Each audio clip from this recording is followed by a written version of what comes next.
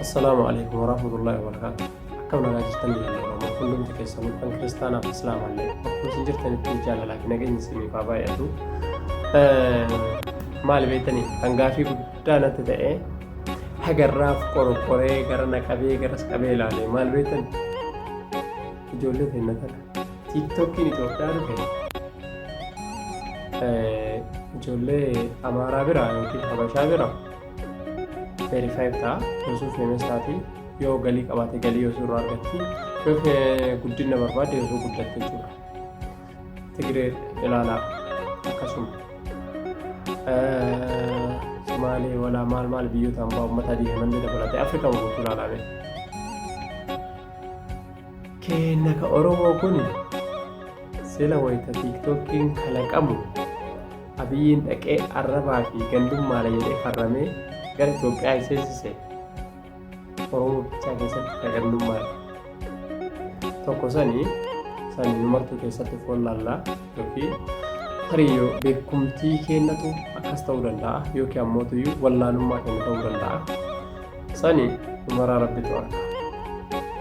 Yookiin ammoo beekamtii ittiin argachuuf jecha waan har'aa waan boru itti gaabbinu har'a dalaguun nu barbaachisu. Kasanii sana. Lammaffaa hooyi tiiktookiin ijoollee teennaa tuni yoo guddatee miidiyaa ammaan kamuyyuu biyya hambaatti akka malee bareedaadha. Sii deemaa baariyaaliin isaa ol ka'a. Biyya Itoophiyaa kana keessatti deebinaan maaliif laayikii fi fooloo fi wanni matti waliin kaane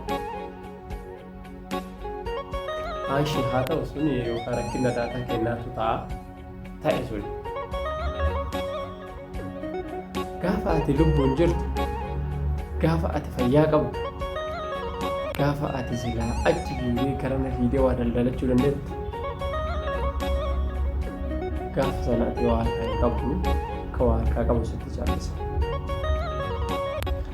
Gaafa ati addunyaa kanarraa deemte gaafa ati duute namni maal godhaa fooloo sii godha maal godhaa laayikii sii godha maaliif qooyi garuu wallaahi ufe ajaa'iba.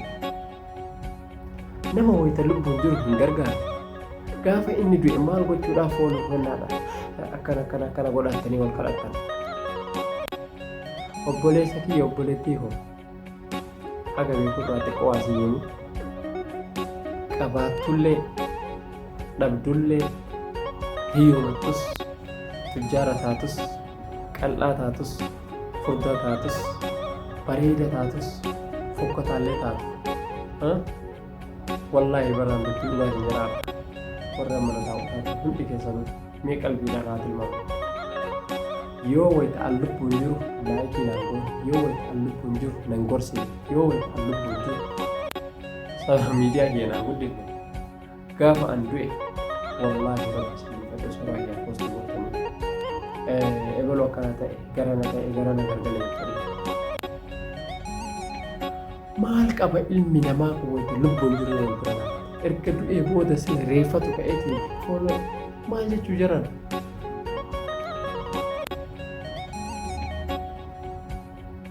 Gaafa ati duute yoo silaa nama qabee si taa'ee sirraa gargalee deema. Ati lubbuun jirtu yoo si gargaare maal qaba? Filiis ijoollee Oromoo wayita namni fayyaa qabu wayita namni waa harkaa hin qabne waa gargaaruu haa amaleeffannu akka namni sun waa qabaatu. Waan isin ajaa'ibsiisu mucaa barattoota tokkotu iyyuu mana barumsaa ijoolleen daa'imman kunoo nyaata qabatanii deeman. Mucaan tokko immoo hiyyeessa yeroo ijoolleen mana barumsaa dhaqanii nyaata fudhataniitiin naannoo sa'aatii 4tti nyaataaf waan ta'an mucaan tokko immoo nyaata hin qabu. Garuu ammoo yaadni isaa guddaadha.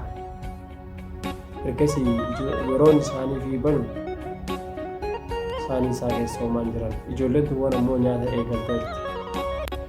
Ergasii mucaan kun ijoollee barattootaa kana keessa taa'uu saalfatee gadi bahee gara mana bakka boombaan jiru dhaqe. Erga boombaa bira jiru dhaqee bishaan dhugee itti dhaabbatee ijoolleen nyaatanii hageeffatanii deebi'e.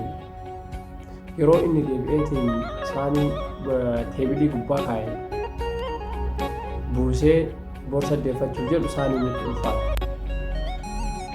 Ergasii yoo inni banee ilaalu nyaata ijoolleen guutuun akka hin qabne arganii irratti walitti qabanii achitti jaraa olitti argate. Ergasii mucaa kun nyaatee kuusee jedha. Nu maaliif akkana waliin taane? Nu maaliif akkana waliin gargaarredha? Haa ta'u ta'ee hundi keessaniyyuu galatoomaa isiniin galatoomfadha. Wallaahi isiniin galatoomfadha. Yoo mee fakkeenya waa isinaa gaafadhu. Maal isin gaafadha isinaa? Annaa viidiyoon har'aaf qabannee dhufne kana fakkaataa? Yoo viidiyoo kiyyaa asirratti namni waan gaarii dhaggeeffataa miidhagdee waan gaarii waa dubbadhee hin qabu. Haa ta'u ammoo isin agarratti isin ilaalchisetti laayikii godhaa.